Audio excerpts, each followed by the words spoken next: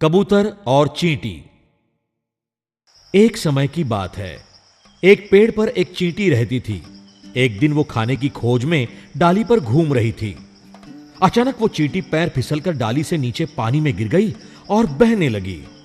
बचाओ बचाओ, अरे मुझे कोई बचाओ। एक कबूतर ने चींटी को बहते और चिल्लाते हुए देखा। उसने चींटी की मदद करने का फैसला किया। चींटी की सहायता के लिए उसने एक पत्ता तोड़कर पानी में फेंका। उस पत्ते पर चढ़कर चींटी किनारे पर आ गई।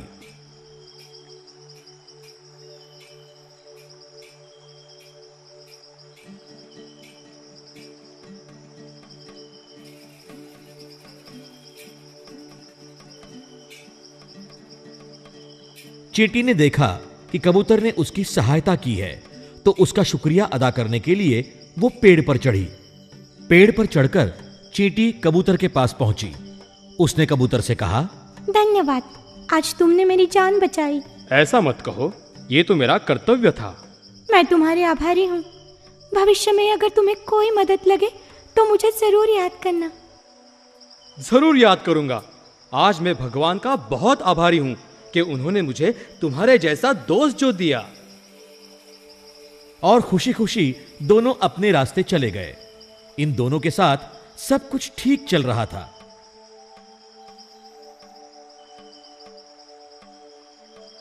एक दिन जब चींटी अपना खाना लेकर अपने घर जा रही थी, अचानक उसके सामने दो पैर आ गए। उसने हैरान होकर ऊपर देखा। वहां एक शिकारी खड़ा था और उसके हाथों में धनुष और तीर था। चींटी ने देखा कि वो शिकारी किसी पर ध्यान से निशाना बांध रहा था। उसने तीर की दिशा में देखा तो वहां उसका दोस्त कबूतर था। उसने तुरंत कुछ विचार किया और कबूतर को बचाने का फैसला किया। उसी क्षण उसने शिकारी के पैर को जोर से काट लिया। शिकारी दर्द के मारे चिल्लाने लगा।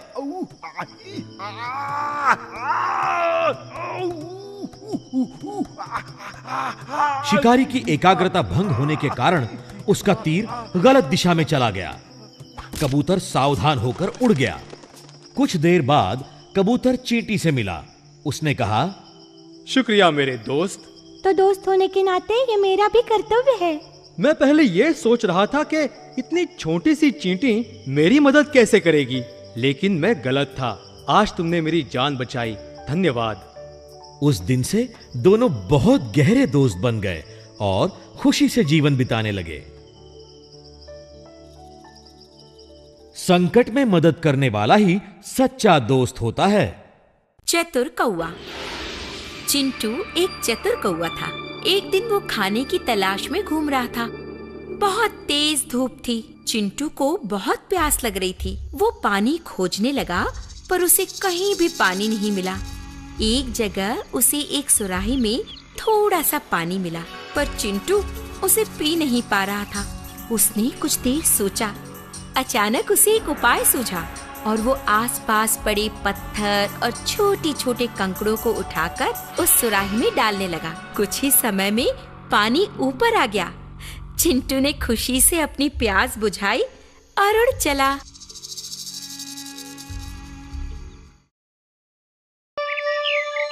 एक दिन पंछियों का राजा अपने झुंड को लेकर खाने की तलाश में एक गांव की तरफ गया। अब जाओ, अनाज के दाने और बीज खोजो।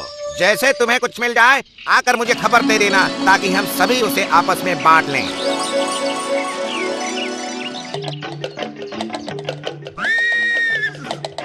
उनमें से एक चिड़िया घूमते हुए उस सड़क पर आई जहाँ से बहुत सारी गाड़ियाँ अनाज लेकर गुजरती थी।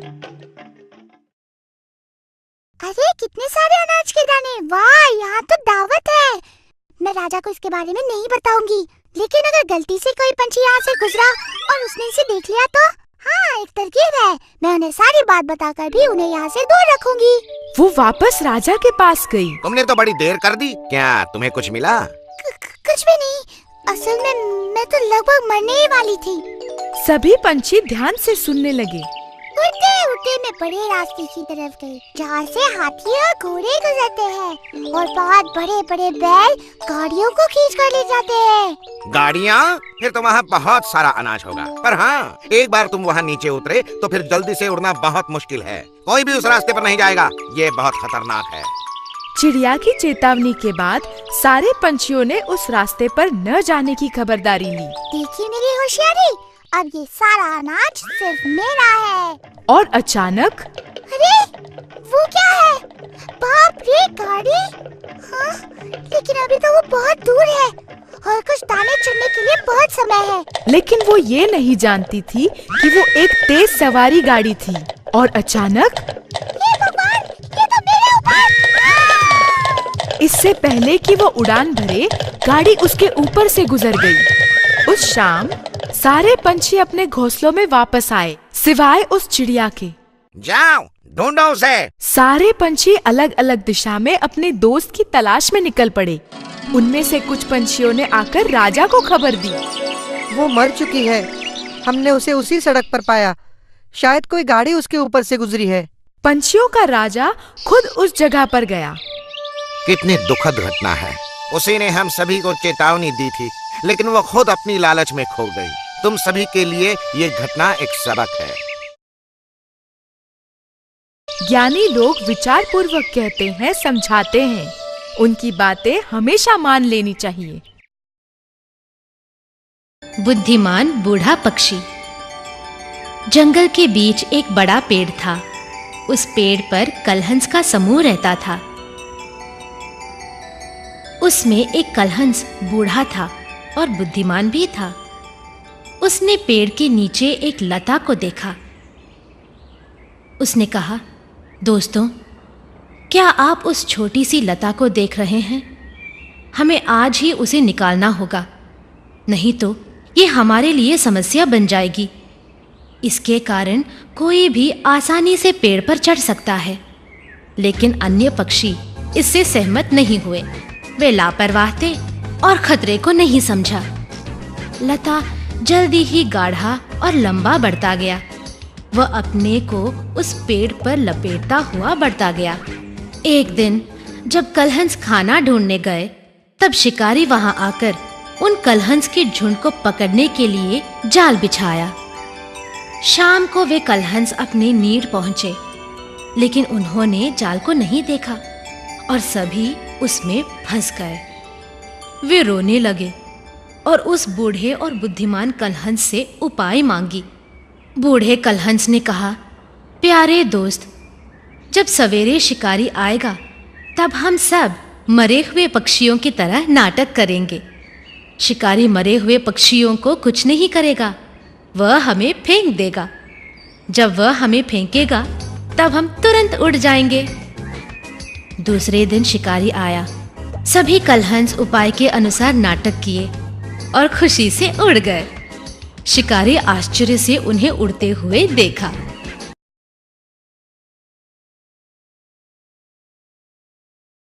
लोमड़ी और कौवा। एक लोमड़ी बहुत भूखी थी। वो इधर उधर भोजन की तलाश में घूम रही थी। तब उसने एक कौवे को चोंच में रोटी का टुकड़ा दबाए हुए देखा। उसने उस कौवे से उस रोटी को लेने की ठान ली और एक तरकीब सोची। वो उस कौवे को देखकर बोली, बहन, तुम कितनी सुंदर हो। जरूर तुम्हारी आवाज भी उतनी ही मीठी होगी। क्या तुम मुझे एक गाना सुना सकती हो? कौवा अपनी इस तरह प्रशंसा सुनकर फूली नहीं समाई और तुरंत गाने के लिए जैसे ही अपनी चोंच खोली, रोटी का टुकड़ा उसके मुंह से नीचे गिर पड़ा। इसी की ताक में बैठी लोमड़ी ने झट से उसे उठाया, पट से उसे खाया और चलती बनी। कौवा और सांप। एक घने जंगल में एक ऊंचे पेड़ पर एक कौवा घोंसला बनाकर रहता था। उसी पेड़ के नीचे बिल में एक सांप रहता था। उस घोंसले में कौवे ने अंडे डाले थे।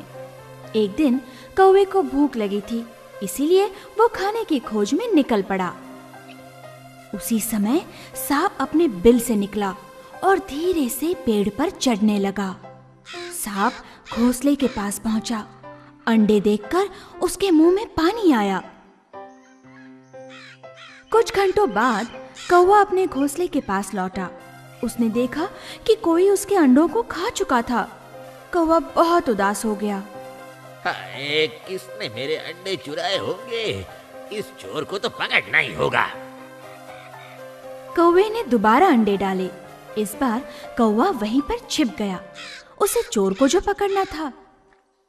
कुछ समय बाद नीचे रहने वाला सांप फिर से वहां आया और कौवे के अंडे खाने लगा।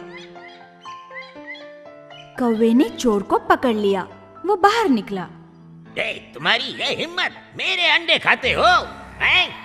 कौन है? अरे तो तुम यही हो। तुम्हारी हिम्मत कैसे हुई मेरे अंडे खाने की? शर्म आनी चाहिए तुम्हें अपनी करतूत पर।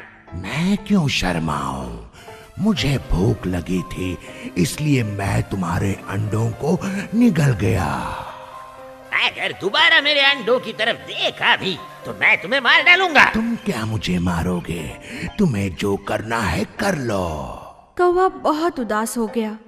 उसी समय उसका दोस्त लोमड़ी वहां से गुजर रहा था। कौवा पेड़ से उतरकर अपने दोस्त के पास आया और रोने लगा। अरे क्या हुआ? क्यों रो रहे हो? अरे वो चालाक सांप मेरे सारे अंडे खा गया। मैं उसे मारना चाहता हूँ पर क्या करूँ? अकेला हूँ। रो मत मेरे दोस्त, मैं तुम्हारी मदद करूँगा। तुम मेरी मदद कैसे करोगे? हाँ, मेरे पास एक तरकीब है। तुम रोना बंद करो, मेरी बात सुनो। ठीक है, क्या करना है? देखो प्यारे दोस्त, तुम इस देश की राजकुमारी के नहाने के तालाब के पास जाओ। हाँ। वो नहाने से पहले गले का हार उतारकर किनारे पे रखती है। हाँ। उस समय तुम वो हार लेकर आओ और उस सांप के बिल में डाल दो। अरे क्या हार सांप के बिल में डाल दूं? अरे पर उससे क्या होगा? अरे जैसा मैं कहता हूँ वैसा करो और फिर नतीजा देखो। कौवा उड़कर राजकुमारी के नहाने के तालाब के पास गया। वो हार लेकर उड़ने लगा। राजकुमारी ने देखा और वो चिल्लाने लगी। सारे नौकर सावधान हो गए और कौवे का पीछा करने लगे। सांप के बिल में हार डालकर कौवा वहां से उड़ गया। आवाज सुनकर अनजान सांप ने बिल के बाहर झांक कर देखा। हार उसके गले में पड़ा था। हार देखकर राजकुमारी के सारे नौकर सांप पर टूट पड़े और उसे मार डाला। सांप के गले का हार लेकर वे लोग वापस चले गए। ये देखकर कौवा बहुत खुश हुआ। उसकी मुश्किल दूर हो गई थी। धन्यवाद दोस्त, तुमने इस मुसीबत में मेरी मदद की। बिना कोई डर के कौवा अंडे डालने लगा और खुशी से जीने लगा।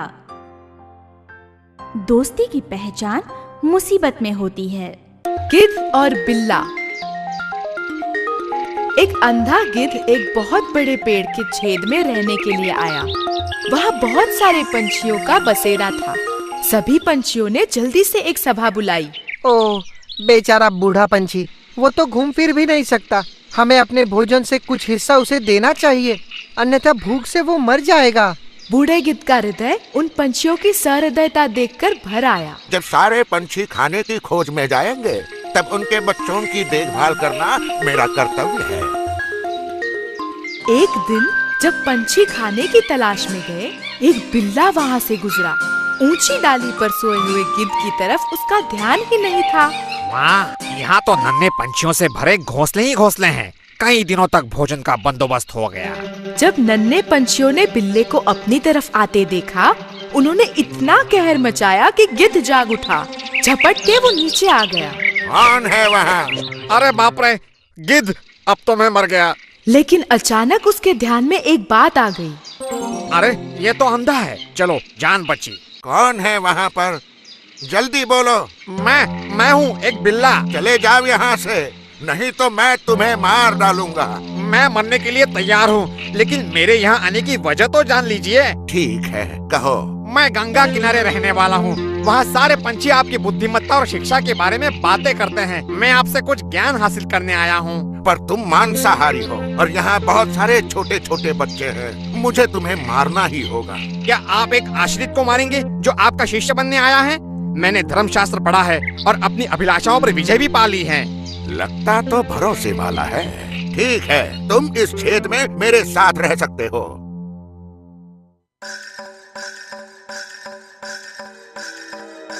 पर हर दिन वो बिल्ला छोटे छोटे बच्चों को उठाकर उसी पेड़ के छेद में लाकर खाने लगा।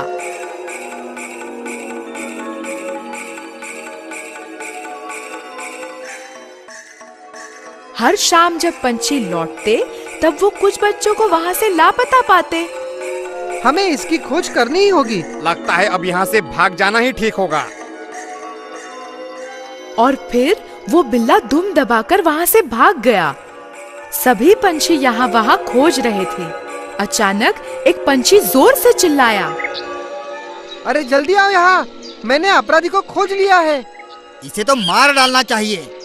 अरे नीच पंछी, हमारे एहसानों का ये फल दिया, हमारे ही बच्चों को खा गया। सारे पंछियों ने मिलकर नोच नोच कर बेचारे अंधे गिद्ध को मार डाला। उसकी गलती तो बस यही थी कि एक अनजान को उसने मित्र समझकर आसरा दे दिया। अनजान व्यक्ति पर कभी भरोसा नहीं करना चाहिए। आलसी तोते। एक घने जंगल में एक पीपल के पेड़ पर एक तोतों का झुंड रहता था। शिकारी कभी उन्हें पकड़ता तो कभी उनके बच्चे ले जाता। इसलिए एक दिन उन्होंने दूसरी जगह जाने का फैसला किया। उन्होंने दूर एक ताड़ का पेड़ खोज लिया। यह पेड़ बहुत ऊंचा होने के कारण शिकारी का उस पर चढ़ना मुश्किल था। झुंड के मुखिया ने सभी तोतों को घोंसले बनाने का काम शुरू करने के लिए कहा। सभी तोते नई जगह को देखकर बहुत खुश हुए और खुशी के मारे चहकने लगे। लेकिन मुखिया सावधान था और अब भी उस नई जगह की जांच कर रहा था। अचानक उसने उस पेड़ के पास एक छोटी लता को देखा। उसने सभी तोतों को नीचे बुलाया। आओ, आओ, जल्दी नीचे आओ। इस पेड़ के पास जो लता है उसे अभी निकालना होगा। सारे तोते घोंसलों में आराम कर रहे थे। वो अपने घोंसलों से ही नीचे उगी उस लता को देखने लगे और कहने लगे, मुखिया जी, आप यूं ही चिंता कर रहे हो। ये छोटी सी लता हमारा क्या बिगाड़ेगी? मुखिया उनको उस लता को निकालने की आवश्यकता समझाने लगा। आज ये लता नाजुक है, उसे निकालना आसान है, लेकिन वो हमेशा इतनी ही नहीं रहेगी। कुछ दिन बाद वो बड़ी सख्त रस्सी की तरह बन जाएगी। इसे अभी निकालना होगा। आगे जाकर ये शिकारियों का पेड़ पर चढ़ने का साधन बन जाएगी। वो आसानी से घोंसलों तक पहुंचेंगे और अनर्थ हो जाएगा। सारे तोते आराम से घोंसलों में बैठे थे। वो अपने मनोरंजन में रुकावट नहीं चाहते थे।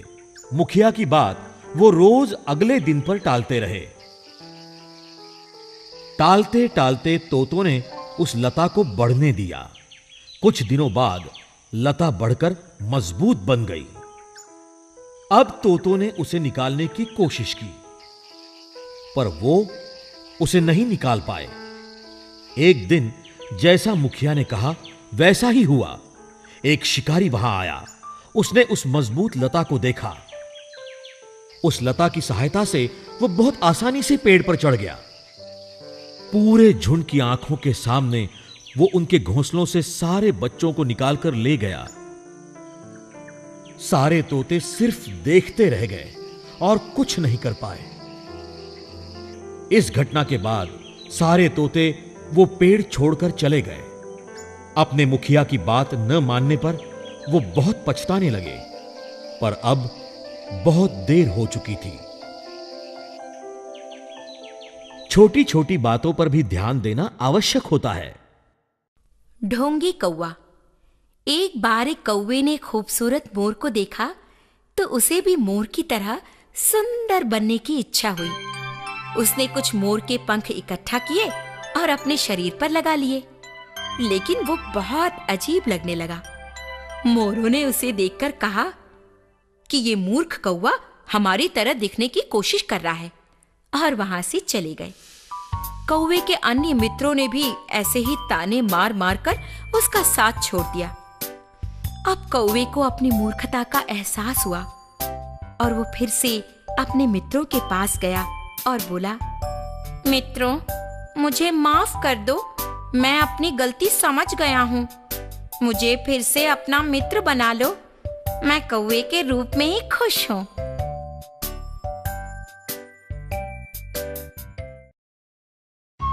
एकता की शक्ति। पेड़ुकियों का झुंड हमेशा खेतों में जाते थे। वहां के बिखरे हुए अनाज को खाते थे। अपने पेट भर जाने के बाद घर वापस जाते थे। एक बार पेड़ुकी शिकारी ने इसे देखा और उन्हें पकड़ने की उपाय सोची। अगले दिन पेड़ुकियां रोज की तरह वहां आई। वे सब खुशी से अनाज खा रहे थे। अचानक एक बड़ा जाल उन पर पड़ा। राजा पेड़ुकी ने कहा, हम सब एक साथ कार्य करेंगे, सब एक साथ उड़ेंगे, जाल के साथ उड़ चलेंगे। राजा के उपाय के अनुसार सभी पेड़ुकियां जाल के साथ उड़ गईं। वे अपने दोस्त चूहे के घर गईं। राजा पेड़ुकी ने चूहे से कहा, दोस्त, कृपया हमारी मदद करो। तुम अपने दांतों से इस जाल को काटकर हमें आजाद कर दो। चूहे ने उनकी बात मानी और उन्हें आजाद कर दिया और पंखों को फड़फड़ाते हुए उड़ चली।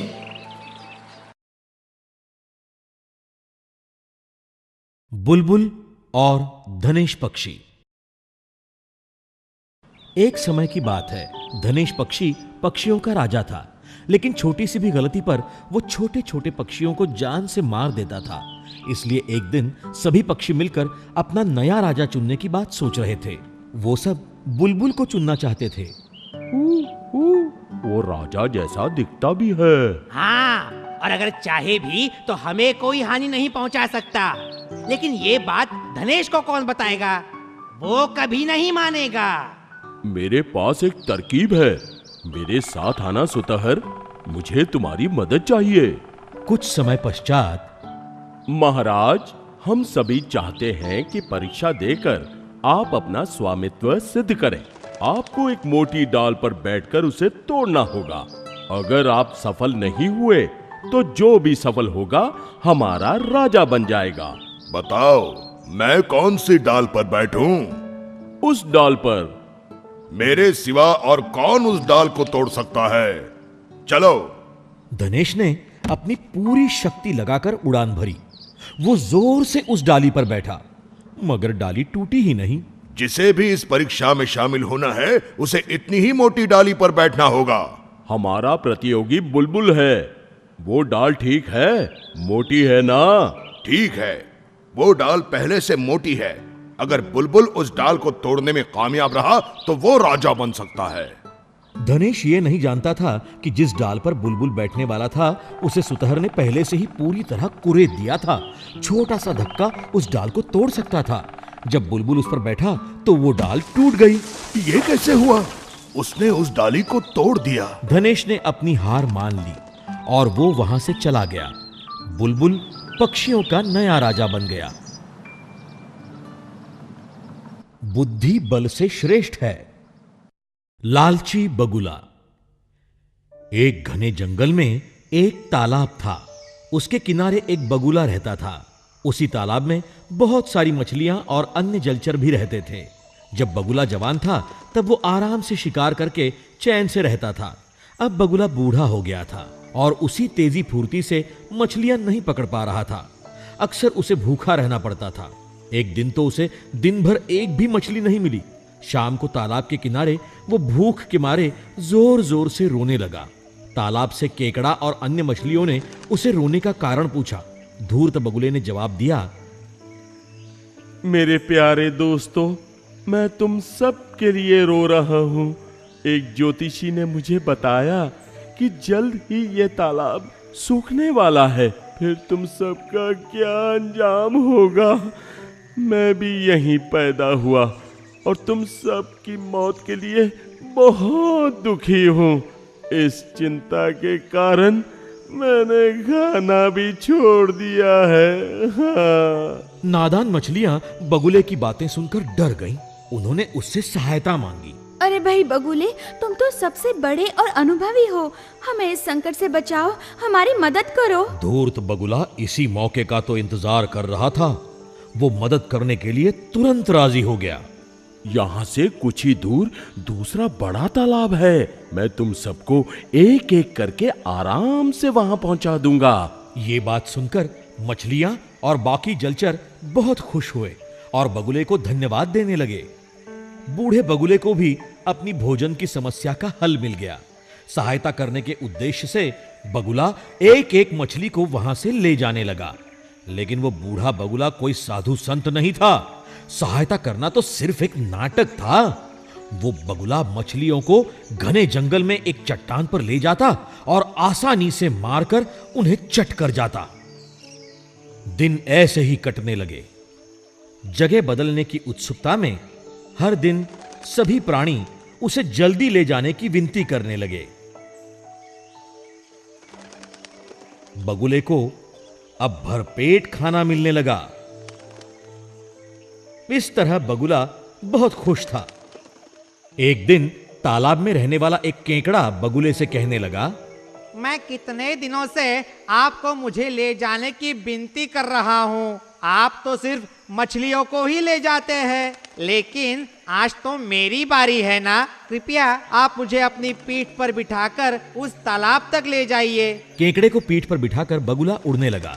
वो सोच रहा था, चलो आज जरा स्वाद बदल लेता हूँ। वही मछलियाँ बहुत दिनों से खा रहा हूँ। केकड़े ने पूछा, क्यों दोस्त, वो सब मछलियाँ नई जगह पर खुश तो है ना? बगुला सोच रहा था, अब ये केकड़ा पीठ से कहाँ भागेगा। तालाब से भी दूर आ गए हैं। चलो इसे सच बता ही दूं।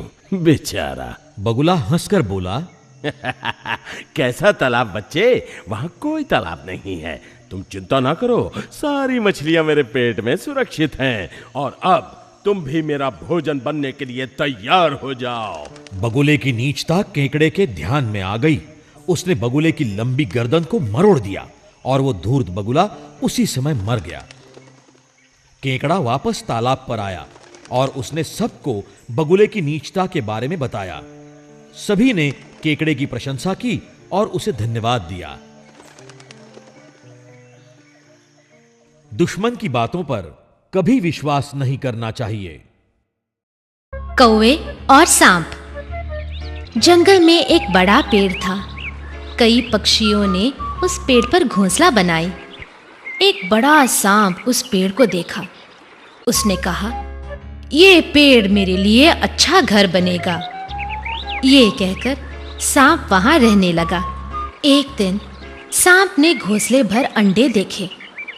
मैं कितना भाग्यशाली हूँ, मुझे खाना ढूंढने की कोई जरूरत नहीं। ये कहकर वो अंडों को खाने लगा। जब कौवे वापस आए तो उनके घोंसले खाली थे। कौवे ने कहा कि सांप ने ही हमारे अंडे खाए हैं और हम कुछ भी नहीं कर सकते। दोनों कौवे ने सांप को वहां से भगाने की उपाय सोची। वो उड़कर उस तालाब तक पहुंचे जहां रोज रानी नहाने आती थी।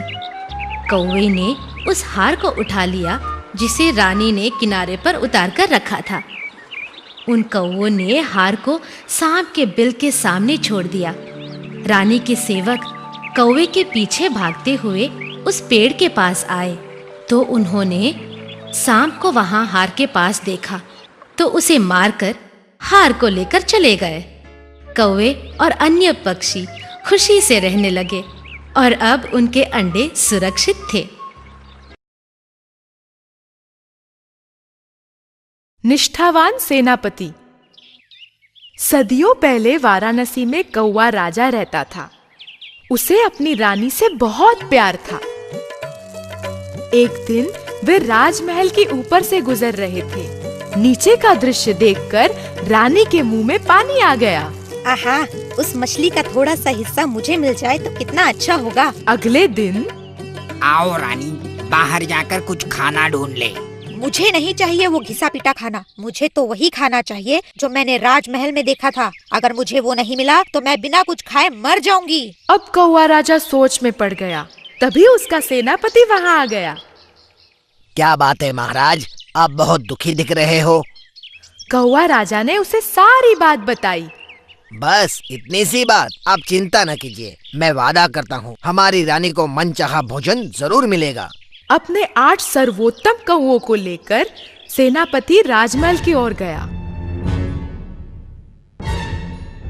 उस रसोई के छत पर बैठ जाओ।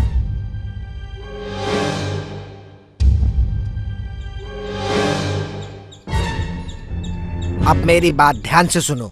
जब राजा के लिए यहाँ से खाना जाएगा, मैं किसी प्रकार उस बावर्ची के हाथों से थाली गिरा दूंगा।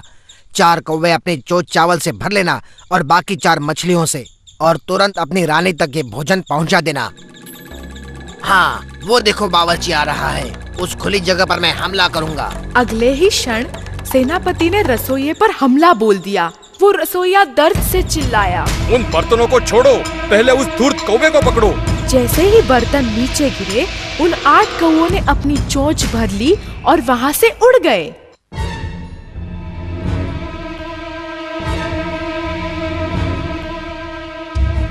ठीक है, हमारी रानी संतुष्ट हो जाएगी। इन्हें जो करना है वो करने दो। अच्छा किया जो पकड़ लिया उसे। ले आओ यहाँ। तुमने मुझे नाराज करने का साहस किया है। अपनी मूर्खता से तुमने अपनी जान खतरे में डाल दी है। क्यों किया है सब तुमने? मेरे राजा के लिए हमारी रानी ने आपके मेज पर रखे हुए भोजन की मांग की थी। मैंने उन्हें ये भोजन देने का वचन दिया था और मैंने मेरा वचन निभाया महाराज।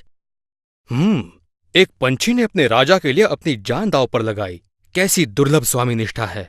ये तो इनाम का हकदार है। छोड़ दो उसे। आज से रोज मेरे खाने का एक हिस्सा तुम्हारे लिए और तुम्हारे राजा रानी के लिए भेजा जाएगा। तुम्हारी बाकी प्रजा के लिए अलग से बहुत सारा चावल भी पकाया जाएगा। दृढ़ संकल्प से किसी भी कार्य को पूरा किया जा सकता है। तो दोस्तों, कैसी थी कहानियाँ? मुझे तो देखते समय बहुत मजा आया। आप देखते रहिए, हम आपके लिए और भी मजेदार कहानियां लेके आएंगे। लेकिन अब आज के लिए बाय। कछुआ और हंस। एक समय की बात है। कछुआ और 2 हंस बड़े अच्छे दोस्त थे। बहुत दिनों से वर्षा न होने के कारण भूमि सूख रही थी। कई लोग और जानवर बिना पानी के मरने लगे। पक्षियां पानी की खोज में उड़ने लगी।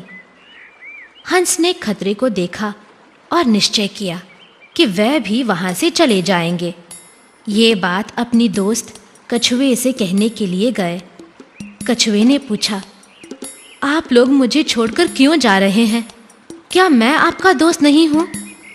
हंसों ने पूछा, हम कैसी तुम्हारी मदद कर सकते हैं? तो कछुए ने कहा, तुम दोनों जाकर एक लंबा सा छड़ी लाओ। छड़ी के दोनों ओर तुम अपनी चोंच से पकड़ो। मैं बीच में लकड़ी को अपने मुंह से दबोचकर लटकूंगा। फिर हम तीनों उड़कर यहाँ से चले जाएंगे। हंस ने कछुए की बात मान ली। हंस ने कहा, मगर जाते समय एक भी शब्द मत बोलना। कछुए ने कहा, मैं ऐसी मूर्खता नहीं करूँगा। वे तीनों ने अपने उपाय के अनुसार यात्रा शुरू किए।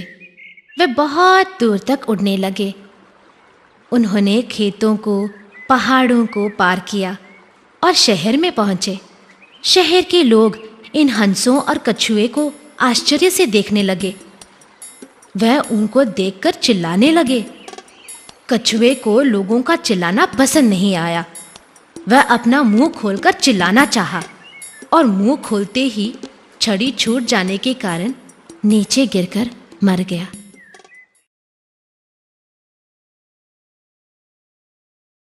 मूर्ख बगुला। एक समय की बात है।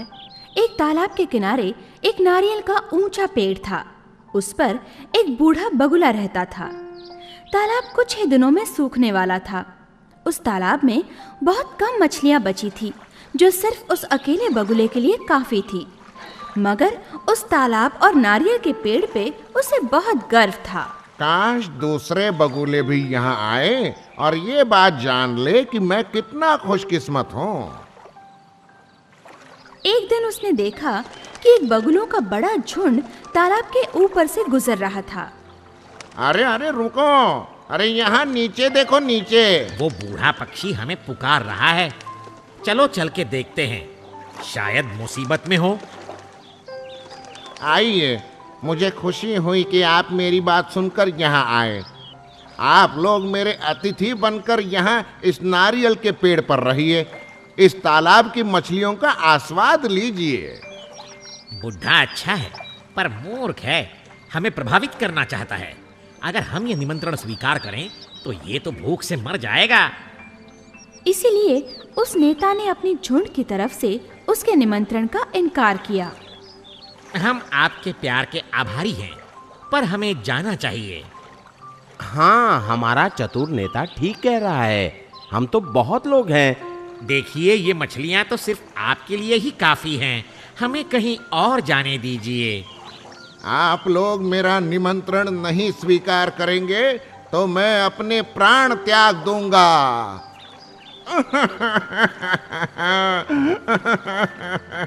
झुंड के नेता को अब उसका निमंत्रण स्वीकार करना ही पड़ा। हाँ, ठीक है, हमें आपका निमंत्रण स्वीकार है। आइए, हम सभी पेड़ पर चलते हैं। सभी बगुले नारियल के पेड़ पर गए। बूढ़े बगुले ने बड़े गर्व के साथ कहा, आइए, आराम कीजिए, जब भूख लगे तो मेरे तालाब की मछलियाँ खाइए, यहाँ सबके लिए काफी मछलियाँ हैं।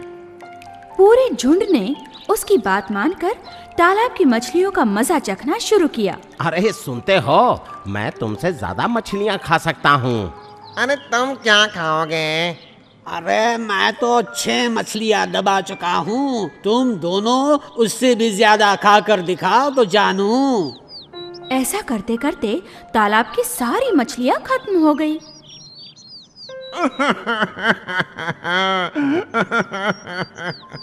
हे भगवान, एक भी मछली नहीं बची। अब शाम को उन्हें खाने को क्या दूंगा और उनके जाने के बाद मैं क्या खाऊंगा? बूढ़ा बगुला अपनी करनी पर बहुत पछतावा करने लगा, पर अब तो बहुत देर हो चुकी थी। शाम को झुंड का नेता उसके पास गया। हमें शाम के खाने के लिए कुछ भी नहीं बचा। आपके आतिथ्य के लिए हम आपके आभारी हैं, पर अब हमें निकलना चाहिए। मैं अपने झुंड को भूखा नहीं रख सकता।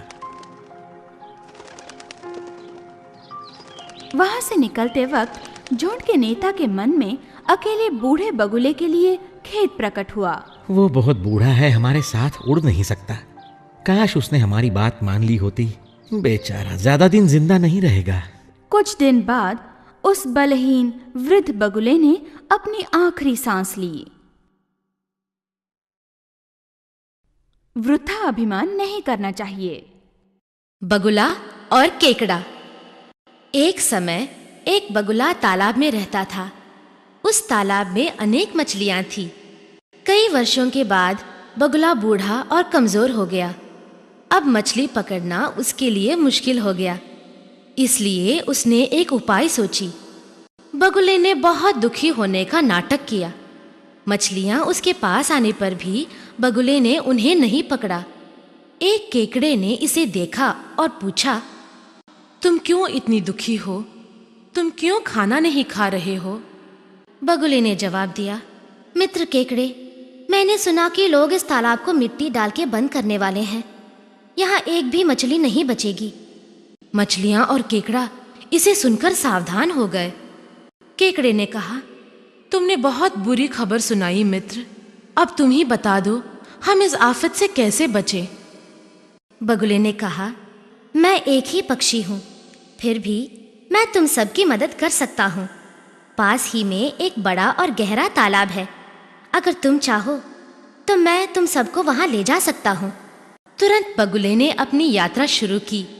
वह तालाब से मछलियों को एक एक करके अपनी चोंच में दबाकर लेकर उड़ चला। वो दुष्ट बगुला उन मछलियों को एक बड़े पत्थर पर ले जाकर खा जाता था। उस दिन केकड़े की बारी थी। उसने बगुले के गले को पकड़कर यात्रा शुरू किया। जाते समय उसे कहीं पर भी कोई तालाब दिखाई नहीं पड़ी। उसने मछलियों के हड्डियों को देखा और बगुले की चाल को समझ लिया। केकड़े ने सारी शक्ति लगाकर अपनी पंजों से बगुले के गले को फाड़ा और बगुले को मार डाला। दो कौवे। एक दिन भोलू और गोलू के बीच विवाद खड़ा हो गया कि कौन उत्तम है। भोलू बोला, मैं तुमसे उत्तम हूँ क्योंकि मैं तुमसे हट्टा कट्टा हूँ। तो गोलू बोला, नहीं नहीं, मैं उत्तम हूँ क्योंकि मैं तुमसे उम्र में बड़ा हूँ। तो उन्होंने अपने बीच एक चुनौती रखी।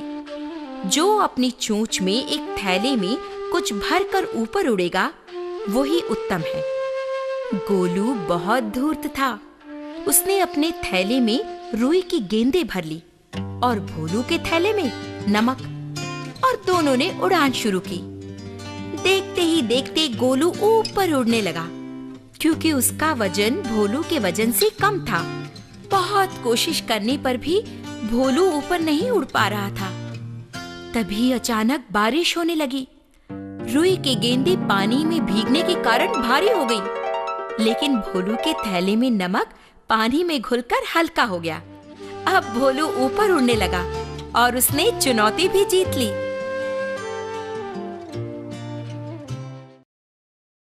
समझदार चींटी। एक शानदार सुबह एक नन्ही सी चींटी पेड़ से नीचे उतर रही थी। अचानक एक हवा का झोंका आया और उसे उड़ाकर पास बह रही नदी में पहुंचा दिया। वो चींटी उस ठंडी पानी में तैरकर किनारे पहुंचने की कोशिश कर रही थी। एक कबूतर डाल पर बैठे बैठे उस चींटी को बचने की कोशिश करते देख रहा था। फिर उसने एक पत्ता तोड़कर पानी में चींटी के पास गिरा दिया। चींटी उस पत्ते पर चढ़कर सुरक्षित किनारे पहुंच गई। वो पेड़ पर चढ़कर कबूतर से बोली, मैं तुम्हारी मदद को कभी नहीं भूलूंगी और समय आने पर जरूर तुम्हारे काम आऊंगी। कबूतर खुश हुआ और मन में सोचने लगा कि भला ये छोटी सी चींटी मेरे किस काम आ सकती है, और उड़ गया। इस तरह कई दिन बीत गए। एक दोपहर वो चींटी जब अपना भोजन इकट्ठा करके घर लौट रही थी तो उसने देखा कि एक शिकारी तीर कमान लिए एक डाल पर बैठे हुए ठीक उसके कबूतर मित्र पर निशाना साधे हुए है। वो एक पल सहम गई। उसने एक उपाय सोचा। उसने अपनी पूरी ताकत लगाकर शिकारी के पैरों को काट लिया। दर्द के मारे बेचारा शिकारी चिल्ला उठा और अपना निशाना खो बैठा। उसकी आवाज सुनकर कबूतर होशियार हो गया और तुरंत वहां से उड़ गया।